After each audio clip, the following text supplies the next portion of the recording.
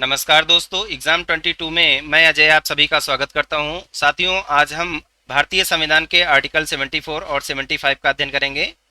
दोस्तों, वैसे तो इन दोनों आर्टिकल से वनडे कॉम्पिटिटिव एग्जाम में बहुत अधिक क्वेश्चन नहीं पूछे जाते हैं, पर भारतीय संविधान में ये दोनों ही अनुच्छेद बहुत ही इम्पोर्टेंट हैं, क्योंकि सबसे पहले मंत्रिपरिषद और प्रधानमंत्री शब्द का प्रयोग इन्हीं आर्टिकल में किया गया है।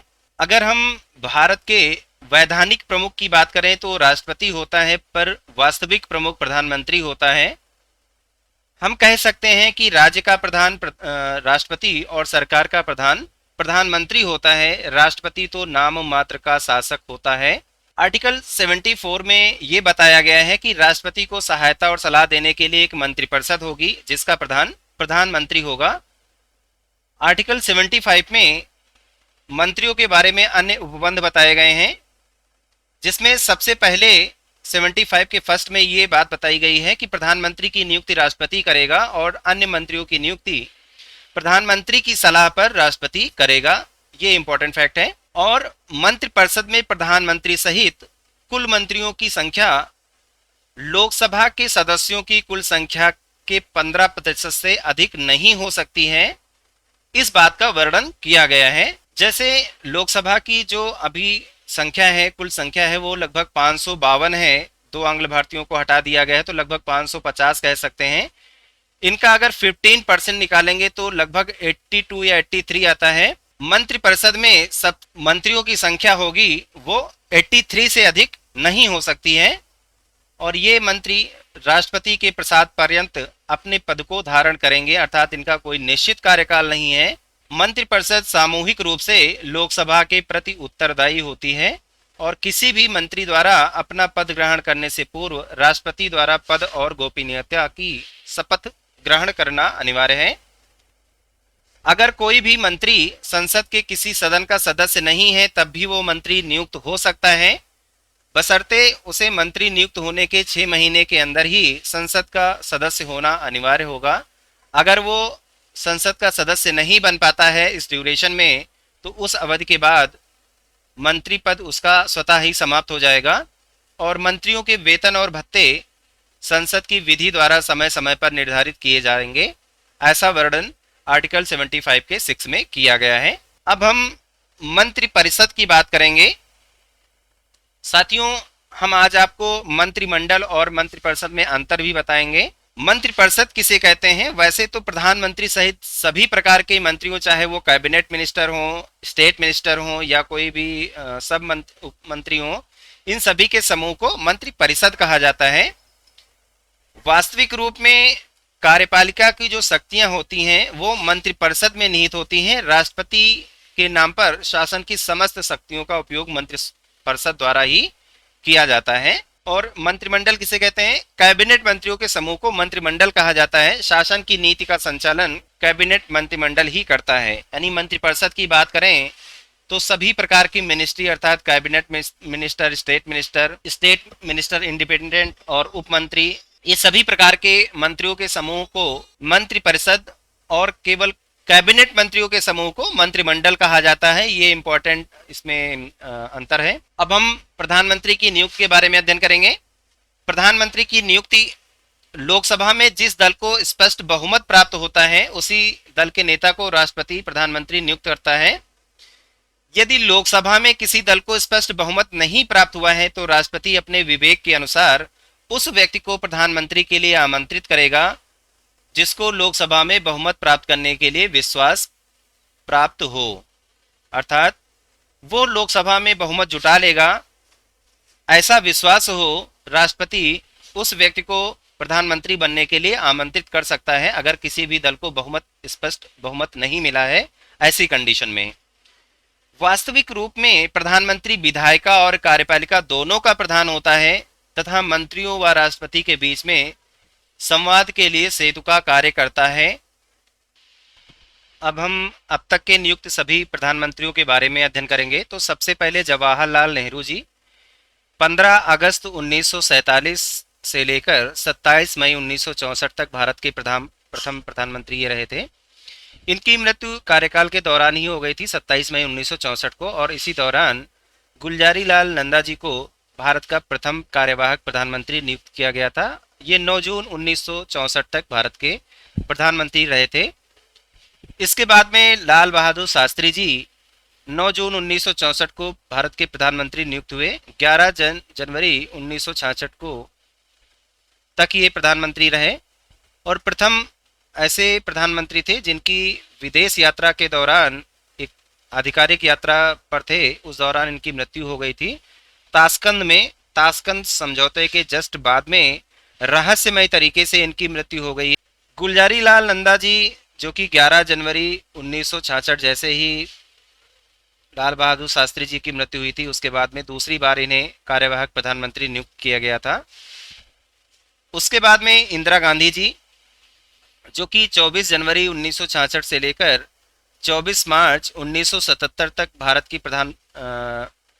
की प्रधानमंत्री रही। ये भारत की प्रथम महिला प्रधानमंत्री थी।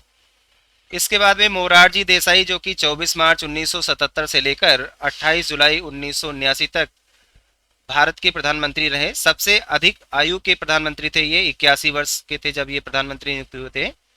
और प्रथम प्रधानमंत्री जिन्होंने अपने पद से त्यागपत्र दे दिया था। तत्पश्चात 28 जुलाई 1979 को चौधरी चरण सिंह जी भारत के प्रधानमंत्री बने और एकमात्र ऐसे प्रधानमंत्री जो कि संसद के किसी भी अधिवेशन में शामिल नहीं हुए हैं। ये इंपॉर्टेंट फैक्ट है, कई बार ये पूछा भी जाता है। तत्पश्चात इंदिरा गांधी जी, जो कि 14 जनवरी 1980 से लेकर 31 अक्टूबर 1984 तक भारत की प्रधानमंत्री रहीं।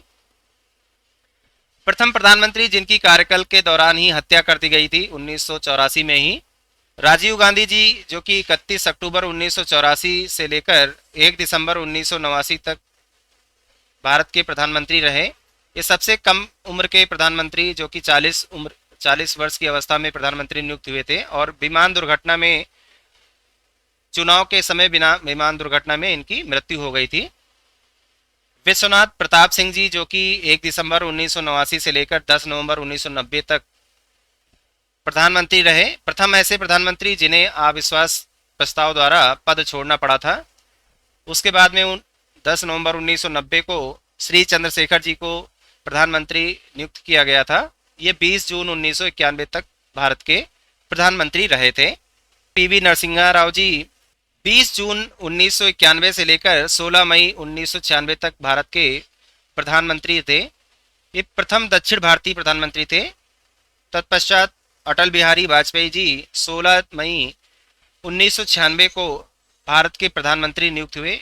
वो 1 जून 1996 तक भारत के प्रधानमंत्री रहे। सबसे छोटी अवधि के लिए यानी 17 दिन के लिए भारत के प्रधानमंत्री रहे थे और अविश्वास प्रस्ताव से पूर्व ही इन्होंने अपने पद को छोड़ दिया था।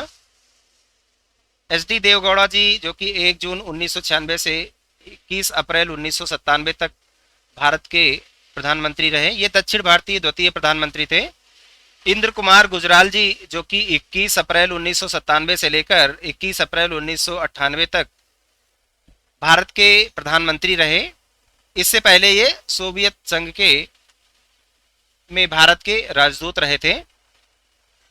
तत्पश्चात माननीय अटल बिहारी वाजपेयी जी पुनः भारत के प्रधानमंत्री बने। 21 अप्रैल 1998 से लेकर 22 मई 2004 तक ये भारत के प्रधानमंत्री रहे और प्रथम गैर कांग्रेसी प्रधानमंत्री जिन्होंने अपना 5 साल का कार्यकाल पूरा किया था। उसके बाद में माननीय मनमोहन सिंह जी, जो कि 22 मई 2004 से लेकर 26 मई 2014 तक भारत के प्रधानमंत्री रहे। भारत में उदारीकरण के जनक डॉक्टर मनमोहन सिंह जी को ही माना जाता है। तत्पश्चात माननीय नरेंद्र मोदी जी, जो कि 26 मई 2014 से लेकर प्रथम कार्यकाल 30 मई 2019 तक, ये प्रथम मुख्यमंत्री जो सीधे प्रधानमंत्री बने। 30 मई 2019 को पुनः माननीय नरेंद्र मोदी जी भारत के प्रधानमंत्री चुने गए और ये प्रथम गैर कांग्रेसी ऐसे प्रधानमंत्री हैं जो एक कार्यकाल पूरा करने के बाद में लगातार दूसरे कार्यकाल के लिए निर्वाचित हुए हैं। अब हम प्रधानमंत्रियों से संबंधित जो इम्पोर्टेंट फैक्ट हैं उनको जानेंगे। तो सबसे जो पहले प्रधानमंत्री थे यानी प्रथम प्रधानमंत्री वो जवाहरलाल नेहरू थे 1947 से लेकर 1964 तक। और सबसे लंबे समय तक प्रधानमंत्री कौन रहे हैं? जवाहरलाल नेहरू ही रहे हैं 17 वर्ष तक। सबसे छोटा कार्यकाल किनका रहा है? अटल बिहारी वाजपेयी जी का 17 दिन का। कार्यवाहक प्रधानमंत्री गुलजारी लाल नंदा जी 2 बार बने थे, 1964 में जब जवाहरलाल नेहरू जी की मृत्यु हुई थी और 1966 में जब लाल बहादुर शास्त्री जी की मृत्यु हुई थी, उस दौरान ये कार्यवाहक प्रधानमंत्री नियुक्त किए गए थे। एक से अधिक बार प्रधानमंत्री जवाहरलाल नेहरू 3 बार, इंदिरा गांधी 3 बार, अटल बिहारी वाजपेयी 3 बार, डॉक्टर मनमोहन सिंह 2 बार और नरेंद्र मोदी 2 बार भारत के प्रधानमंत्री नियुक्त हुए। देश में अब तक कुल 6 ऐसे प्रधानमंत्री हुए हैं जो प्रधानमंत्री नियुक्त होने से पहले किसी राज्य के मुख्यमंत्री थे। पहले मोरारजी देसाई, फिर Chaudhary Charan Singh, VP Singh, PV Narasimha Rao, HD Deve Gowda और उसके बाद में श्री नरेंद्र मोदी जी। अब हम कुछ और इम्पोर्टेंट फैक्ट प्रधानमंत्री से संबंधित जानेंगे। चौधरी चरण सिंह और अटल बिहारी वाजपेयी ऐसे प्रधानमंत्री थे जिन्होंने लोकसभा में विश्वास प्रस्ताव के मतदान से पूर्व ही अपना त्यागपत्र दे दिया था। और विश्वनाथ प्रताप सिंह और एचडी देवगौड़ा ऐसे प्रधानमंत्री हुए थे जो लोकसभा में विश्वास मत प्राप्त न होने के कारण त्यागपत्र दे दिए थे। और सबसे पहले अविश्वास प्रस्ताव प्रधानमंत्री जवाहरलाल नेहरू के विरुद्ध लाया गया था। गुलजारी लाल नंदा 2 बार कार्यवाहक प्रधानमंत्री बने थे, जैसा कि ऊपर के फैक्ट में हमने आपको बताया भी है। इंदिरा गांधी जी की मृत्यु के बाद राजीव गांधी जी को कार्यवाहक प्रधानमंत्री नियुक्त किया गया था। लाल बहादुर शास्त्री जी, अभी हमने आपको ऊपर फैक्ट में बताया है कि 11 जनवरी 1966 को भारत से बाहर ताशकंद में इनकी मृत्यु हो गई थी। ताशकंद समझौते के जस्ट बाद में चौधरी चरण सिंह भारत के ऐसे प्रधानमंत्री रहे हैं जो अपने कार्यकाल में एक भी बार संसद नहीं गए हैं। ये फैक्ट पूछा जाता है अक्सर। भारत में 3 प्रधानमंत्री जवाहरलाल नेहरू, लाल बहादुर शास्त्री और श्रीमती इंदिरा गांधी, जिनकी मृत्यु पदावधि के दौरान हुई थी, और राजीव गांधी की मृत्यु लोकसभा चुनाव के दौरान हुई थी। सबसे कम उम्र के प्रधानमंत्री की बात करें तो राजीव गांधी जी चुने गए थे, और सबसे अधिक उम्र की बात करें तो मोरारजी देसाई जब लगभग 81 वर्ष की अवस्था में प्रधानमंत्री नियुक्त हुए थे। देश की प्रथम महिला प्रधानमंत्री श्रीमती इंदिरा गांधी थी। केंद्रीय मंत्रिमंडल से त्यागपत्र देने वाले प्रथम मंत्री श्यामा प्रसाद मुखर्जी थे, और प्रधानमंत्री पद त्याग देने वाले प्रथम व्यक्ति मोरारजी देसाई थे। ये प्रथम गैर कांग्रेसी प्रधानमंत्री भी थे। भारत के जो प्रथम उप प्रधानमंत्री हुए वो सरदार वल्लभ भाई पटेल थे। राजकुमारी अमृता कौर किसी एक विभाग की सबसे लंबी अवधि की केंद्रीय मंत्री थी, और वो केंद्रीय मंत्रिमंडल में शामिल होने वाली प्रथम महिला मंत्री भी थी। ये इंपॉर्टेंट फैक्ट पूछा जाता है। अब हम मंत्रियों के चयन के बारे में अध्ययन करेंगे। वैसे तो राष्ट्रपति प्रधानमंत्री की नियुक्ति करता है, उस नियुक्ति के बाद प्रधानमंत्री की परामर्श पर मंत्रियों की नियुक्ति राष्ट्रपति करता है, और अपने पद की शपथ लेने के पश्चात प्रधानमंत्री अन्य मंत्रियों के नामों की सूची, उनके विभागों की सूची राष्ट्रपति को दे देता है। राष्ट्रपति सामान्यतः उस सूची पर अपने हस्ताक्षर कर देता है, उसे अपनी स्वीकृति प्रदान कर देता है।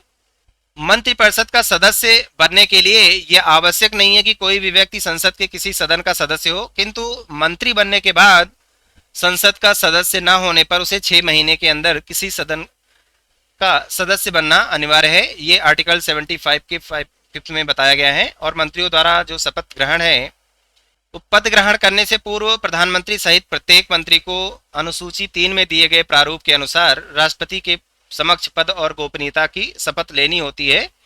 ये पद और गोपनीयता की 2 अलग अलग शपथ दिलाई जाती है मंत्रियों को। मंत्रिपरिषद का कोई निश्चित कार्यकाल नहीं है। मंत्रिपरिषद तभी तक अपने पद पर रहती है जब तक कि उसे लोकसभा में विश्वास प्राप्त हो। अविश्वास की अवस्था में मंत्रिपरिषद स्वतः निरस्त हो जाती है। मंत्रिमंडल का आकार, मूल संविधान में मंत्रिमंडल के आकार से संबंधित कोई भी उपबंध नहीं था, लेकिन 91 में संविधान संशोधन 2003 के द्वारा आर्टिकल 75 के फर्स्ट में ये जोड़ा गया कि मंत्रिपरिषद में प्रधानमंत्री सहित मंत्रियों की जो कुल संख्या है वो लोकसभा के कुल सदस्य संख्या की 15% से अधिक नहीं होगी। और अगर हम सदस्यों की संख्या देखें तो ये 552 होती है, जिसमें केंद्रीय मंत्रिमंडल में अधिकतम 83 मंत्री ही हो सकते हैं, यानी 15% निकालेंगे तो लगभग 83 मंत्री हो सकते हैं। ये मंत्रियों के प्रकार की बात करें तो ये कैबिनेट मंत्री, राज्य मंत्री और उपमंत्री होते हैं। कैबिनेट भारत के प्रशासन की सर्वोच्च इकाई होती है, यही सरकार की नीतियों का संचालन करते हैं और इसके जो सदस्य हैं अपने विभाग अर्थात मंत्रालय के अध्यक्ष होते हैं। कैबिनेट शब्द का उल्लेख मूल संविधान में नहीं था। 44वें संविधान संशोधन 1975 द्वारा इस शब्द को आर्टिकल 352 में शामिल किया गया। आपातकाल लागू करने के लिए राष्ट्रपति को भेजी जाने वाली लिखित अनुशंसा पर कैबिनेट मंत्रियों के हस्ताक्षर अनिवार्य हैं। कैबिनेट मंत्री को सहायता देने के लिए ही राज्य मंत्री और उपमंत्री की नियुक्ति की जाती है और राज्य मंत्री को कैबिनेट की बैठकों में भाग लेने का अधिकार नहीं होता है। इनकी दो श्रेणियां होती है, स्वतंत्र प्रभार वाले राज्य मंत्री और वे राज्य मंत्री जिन्हें स्वतंत्र प्रभार नहीं दिया जाता है। मंत्रिपरिषद की ओर से मंत्रिमंडल या कैबिनेट एक इकाई के रूप में कार्य करता है। इसकी बैठक प्रायः सप्ताह में एक बार होती है, परंतु प्रधानमंत्री अपनी इच्छानुसार इस बैठक को कभी भी बुला सकता है। अगर मंत्रिपरिषद की अध्यक्षता प्रधानमंत्री करता है, उसकी अनुपस्थिति में प्रधानमंत्री द्वारा नामित कोई भी व्यक्ति जो वरिष्ठ मंत्री हो उसकी अध्यक्षता कर सकता है। उप प्रधानमंत्री, वैसे तो संविधान में उप प्रधानमंत्री पद का कोई वर्णन नहीं किया गया है, किंतु समय समय पर राजनीतिक कारणों से सत्तारूढ़ दल संवैधानिक प्रावधानों से हटकर उप प्रधानमंत्री की नियुक्ति करते हैं, जो कि एक राजनीतिक पद है। अब तक कुल 8 व्यक्ति उप प्रधानमंत्री नियुक्त हुए हैं। सबसे पहले सरदार वल्लभ भाई पटेल उप प्रधानमंत्री नियुक्त हुए थे, जो कि 1947 से 1950 तक इस पद पर रहे थे। और सबसे लास्ट में लाल कृष्ण आडवाणी जी, जो कि 29 जून 2002 से लेकर 22 मई 2004 तक भारत के उप प्रधानमंत्री रहे थे। इस दौरान अटल बिहारी वाजपेयी जी, माननीय अटल बिहारी वाजपेयी जी भारत के प्रधानमंत्री थे। अब हम आपको मंत्रिपरिषद तथा मंत्रिमंडल में अंतर बताएंगे। मंत्रिपरिषद, जो कि सभी प्रकार के मंत्रियों के समूह को मंत्रिपरिषद कहते हैं, और कैबिनेट स्तर के मंत्री के समूह को मंत्रिमंडल कहते हैं। तो ये इसमें कैबिनेट स्तर के मंत्री भी होते हैं, राज्य मंत्री भी होते हैं और उपमंत्री भी होते हैं। तो ये मंत्रिपरिषद हुआ, और यहाँ पर सिर्फ कैबिनेट स्तर के जितने मंत्री होते हैं उनको मंत्रिमंडल कहा जाता है। यह एक संवैधानिक निकाय है और इसका वर्णन आर्टिकल 74 और 75 में किया गया है। 44वें संविधान संशोधन द्वारा मंत्रिमंडल शब्द का प्रयोग मंत्रिमंडल शब्द अनुच्छेद 352 में जोड़ा गया था, जबकि संविधान के मूल पाठ में इसका कोई स्थान नहीं है। सैद्धांतिक रूप से मंत्रिपरिषद को संघ की समस्त कार्यपालिकीय शक्तियां प्राप्त होती हैं, परंतु मंत्रिमंडल द्वारा इनके कार्यों का निर्धारण किया जाता है। व्यवहारिक रूप में मंत्रिमंडल सदैव मंत्रिपरिषद की ही शक्तियों का प्रयोग करता है, मंत्रियों के कार्यों का निर्धारण करता है। मंत्रिमंडल द्वारा नीतिगत निर्णयों का क्रियान्वयन मंत्रिपरिषद द्वारा किया जाता है। नीतिगत निर्णयों को क्रियान्वित करने के लिए मंत्रिपरिषद को निर्देश देता है। यह एक बड़ा निकाय है एवं समय और परिस्थिति के अनुसार प्रधानमंत्री इसके आकार को घटा बढ़ा सकते हैं। ये एक छोटा निकाय है, तो ये कुछ इंपॉर्टेंट डिफरेंस थे इन दोनों के बीच में, मंत्रिमंडल और मंत्रिपरिषद के बारे में। दोस्तों, आज के लिए इतना ही। अगर आपको हमारी ये वीडियो पसंद आई है तो चैनल को जरूर सब्सक्राइब करें, दोस्तों को शेयर करना ना भूलें। धन्यवाद।